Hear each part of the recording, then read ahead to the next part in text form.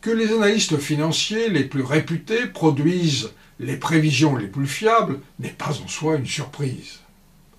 Les classements d'analystes sont généralement élaborés à partir de la qualité de leurs prévisions passées. Et il suffit qu'il y ait une certaine stabilité dans leur aptitude pour que les classements évoluent peu.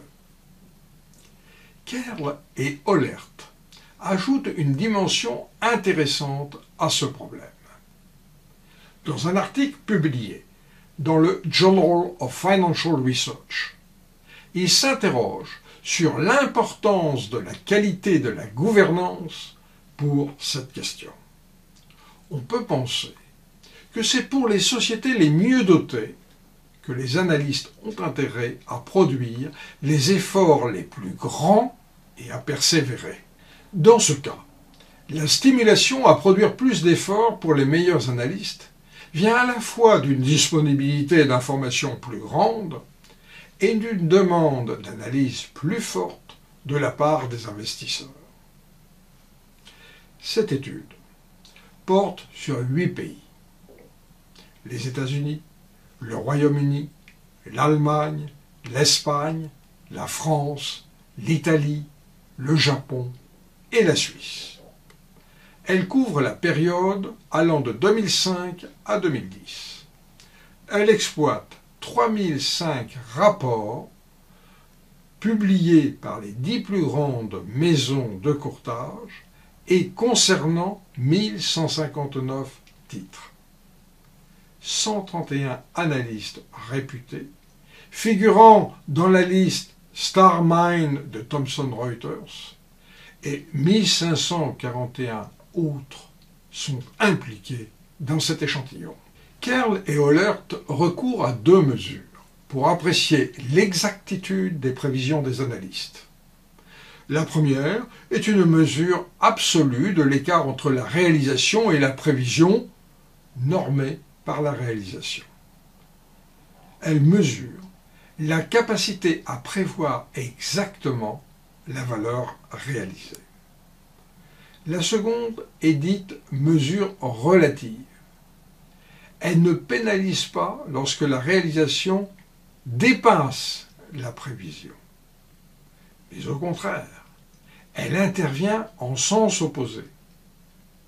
Enfin, le degré des prévisions est apprécié à travers le ratio de Earning Yield Previsional, c'est-à-dire le ratio BPA prévu divisé par cours. Kerl et Ohlert distinguent 2 niveaux pour apprécier la qualité du cadre de gouvernance. Au niveau national, ils distinguent les pays de Common Law et ceux de Civil Law, les premiers reconnus comme mieux protecteurs des actionnaires. 2 indices présents dans la littérature ont été ici repris.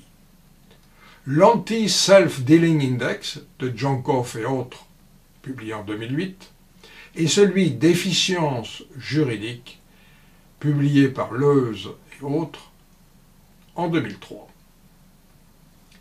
La force des moyens de régulation des marchés est par ailleurs appréciée par le ratio nombre de personnes affectées à la régulation par million d'habitants.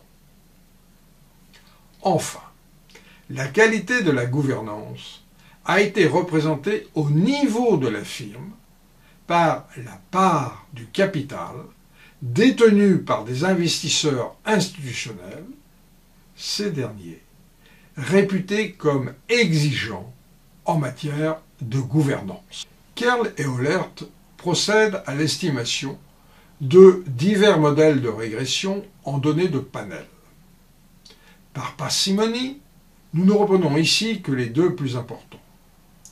Le premier, où la variable dépendante est une mesure de l'exactitude. La variable d'intérêt est une variable d'interaction, qualité de la gouvernance, et fait que l'analyste soit star ou non. Le second modèle a pour variable dépendante les CAR, enregistrés autour de l'annonce des révisions des prévisions des analystes. les variables d'intérêt sont toujours des variables d'interaction entre le sens de la révision et le fait qu'elle vienne d'un analyste star ou non.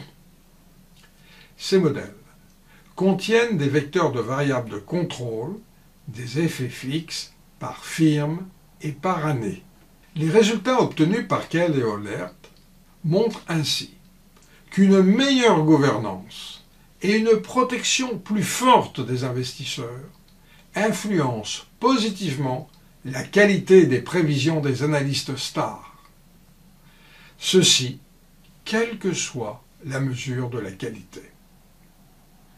Ce sont donc dans les pays à forte protection des investisseurs, États-Unis, Royaume-Uni, que les analystes stars sont les plus incités à affiner leurs prévisions, voire à prendre des risques quand les nouvelles ne sont pas bonnes à annoncer.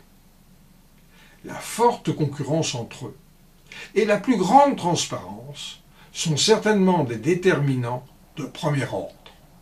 Par ailleurs, les marchés réagissent très significativement aux révisions des prévisions et des recommandations des analystes dans l'ensemble des 8 pays. Mais les marchés ne paraissent pas réagir différemment aux publications des analystes stars par rapport à celles des non-stars, y compris dans les pays de forte protection des investisseurs. La qualité des rapports rédigés par les analystes ne semble pas reconnue comme telle, y compris dans des environnements aussi avancés que ceux des États-Unis et du Royaume-Uni. Étrange.